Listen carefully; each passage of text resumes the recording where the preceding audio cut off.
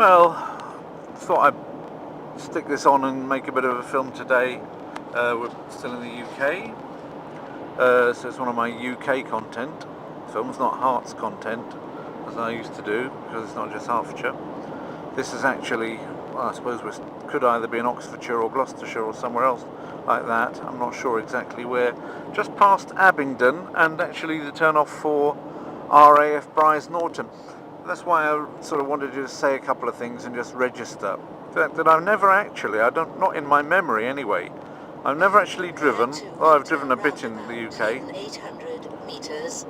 Because I've lived most of my working life abroad, the vast majority, everything about more than about 5 years of my working life, I've worked abroad, and I didn't start driving independently until, In 300 meters. That's nice, isn't it? Minster Lovell. Take first exit.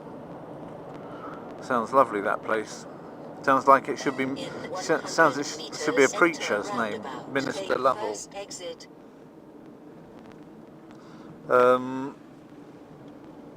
But in any event, yeah. What I was just going to say is that. Drive Oh, please, I can't talk for you. This is what Victor Barrio likes my machine here. He's also had occasion to actually hear this robot woman live. In any event, what was I talking about? Yes, this lovely rolling landscape of Britain and the lovely stone walls and everything. Britain's got a lot of lovely things in it, but when I lived here for a short time, when I was driving around here, well, it seemed like a long time at the time, of course, but it was really the amount of time I spent driving in the UK adds up to, well, 4 years maybe. So as you can tell from that, I haven't done an awful lot of driving and exploring around the UK by car.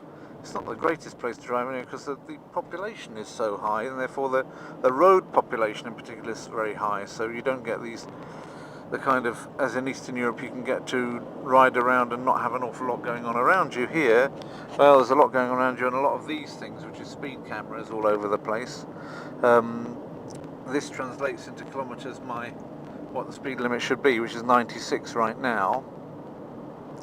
So I know roughly from this, because it's all in kilometres. I've got a Polish car. I started off with UK car, but in the early films on my channel, you'll notice that I have the steering wheel on a different side. But for the last 6 years, I've had this one, and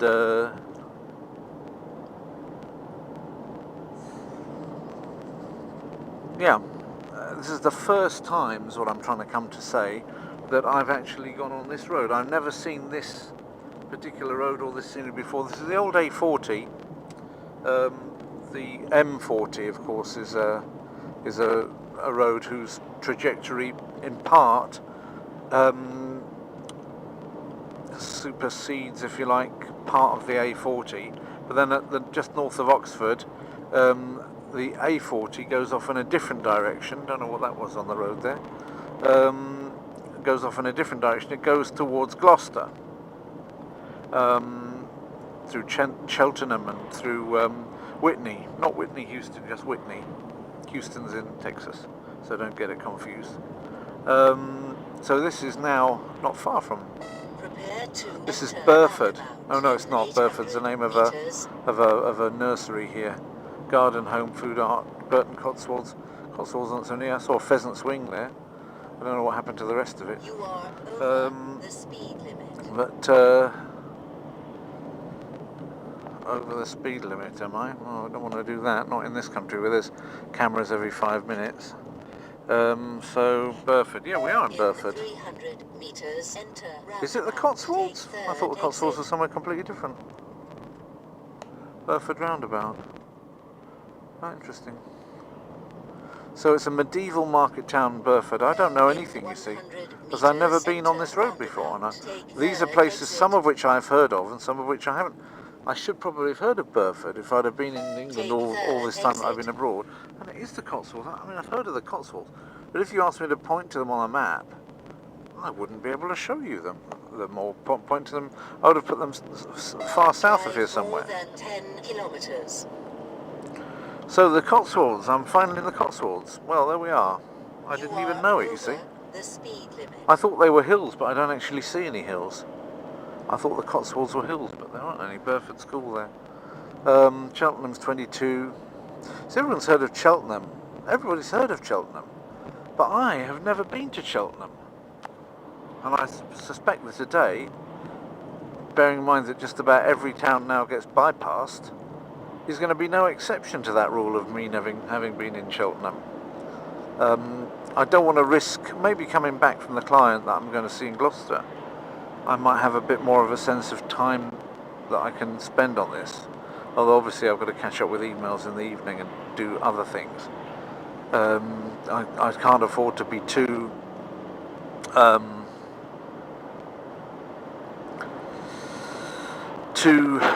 what's the word? Oh, salmon's in there. It's interesting. I don't think you'll catch that many in that field. And I can't see any rivers anywhere around. Anyway, Cirencester. Now, Cirencester, I did go to Cirencester once as a child. I found the name Cirencester really quite interesting. Cirencester. I thought it had something to do with sirens, you know, like mermaids, but unfortunately, I don't think it does have anything to do with that. It's just why these things. This anyway, it's a part of England that confuses Americans, yeah, because everything ends in cester, which of course is from castrum, the Latin name for a town with a castle, based around a castle, therefore a guarded city, yeah, with a castle as the basis. So Castor, yeah, so things like Lancaster are casters or castrums, and also things like Chester. Yeah, there's also a version of it. So you get Chester and Grantchester and what have you, and then you get. Now we're in Gloucestershire, and as you could possibly see, if that didn't go by too fast and at too much of a distance, Gloucester, okay, of Dr. Foster fame. Some people say it's of Stephen Foster fame, but I think it's of Dr. Foster fame. He went to Gloucester. Dr. Foster, in the legend, went to Gloucester in a shower of rain. Today we have very fine weather, but then I'm not Dr. Foster anymore, not even a doctor. And my name's not Foster, unlike some friends of mine who do have that surname.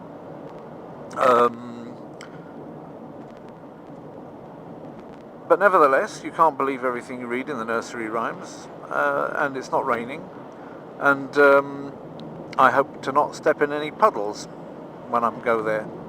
I'm going to a modern business centre, so hopefully that's properly attired, or is attired the word? Properly equipped with roads that don't have too many drainage problems. So I hope that I'll be able to go there again. But Gloucester is one of these places that completely confounds Americans or makes them laugh. There's the Barringtons and the Rissingtons. It looks as though it's families, which it probably was in the past, you know, but obviously there's more than one village of Barrington. Maybe there's Nether Barrington and Upper Barrington or something. In for all seasons, there we are. Nice English flag there rather than a UK one. I much prefer the English one.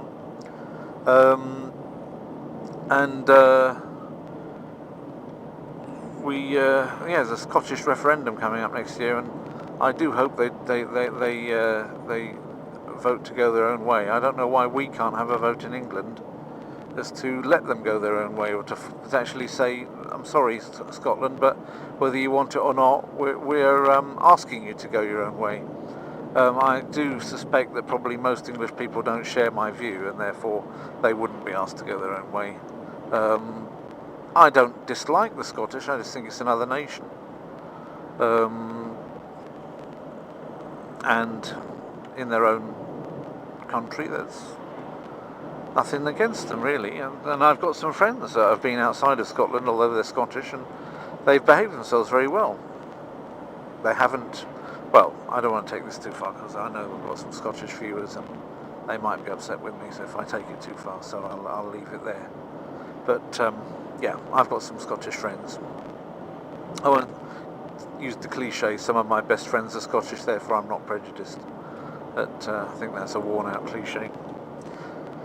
But anyway, Gloucester's the place where, because it's spelt Glou and then the Cester, Cestr, there's pheasant after pheasant. Seriously, that was another one. That was a cock that time. I mean a male pheasant. Don't start flagging the video, please. And basically, yeah, Americans are either, what's the word? Nonplussed? Is that a word that I could use in this situation? Americans are nonplussed. Rien ne va plus. When they work out that that the thing that looks like it should be pronounced Gloucester or Gloucester or something is just simply Gloucester. Yeah? And Leicester, which is actually not near here, but is also central England, is just Leicester. Yeah?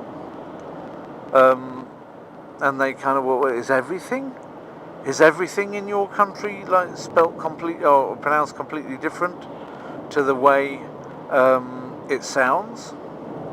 And you can kind of have them on a bit, these Americans. You can say, yes, actually we don't say Watford, we just say Waffer. But that's actually true. If you actually come from Watford, you probably do just call it Waffer.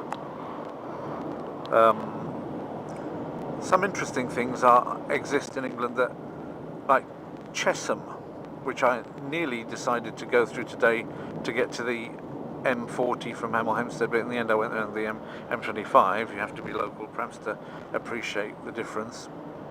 It was touch and go. I didn't even know which way I was going to go. I let the car decide for me. It's nice autumnal colours, by the way, isn't it? I thought I'd mention that in case you hadn't noticed. I'm sure you are noticing everything. But basically, Chesham, even the people who live there from the younger generation are calling it Chesham because it's Ches, Ches, and then Ham, a hamlet on the River Chess, yeah, Ham. So Chesham, yeah, but they're still calling it Chesham because the S and the H together, that looks to the eye. Whenever we see S and H together, that's why they're doing it. Look at that. There's another cock pheasant, and it just ran off in front of that car. Its life just got saved. Otherwise it would have joined its fellows that I've seen so many of, and I could have taken it home if that guy hadn't stopped, and we would have been able to pluck it. I wouldn't have done the pheasant plucking. I would have let my father do it. If he hadn't been available to keep right in 800 meters to pluck the pheasant, then I would have done it until he arrived. There's a poem about that, and the poem needs to be said as fast as you can possibly say it, and repeated over and over again until you get tired. Or each time, even though your tongue's getting tired, saying it faster and faster, about how your father would pluck the pheasant, but you're doing it until he gets home. Yeah? I'm not a pheasant plucker, I'm a pheasant plucker's son. I'm only plucking pheasants till the pheasant plucker comes. Okay? That's the poem. This well-known English poem. I think it comes from the 13th century. And the key is to say it as often, or say it over and over and over again like a mantra, faster and faster and faster. Okay? But still not to get to the point where you mix up the consonant groups, because what happens then is obviously hilarious. I think there can be no denying that what happens then is completely hilarious.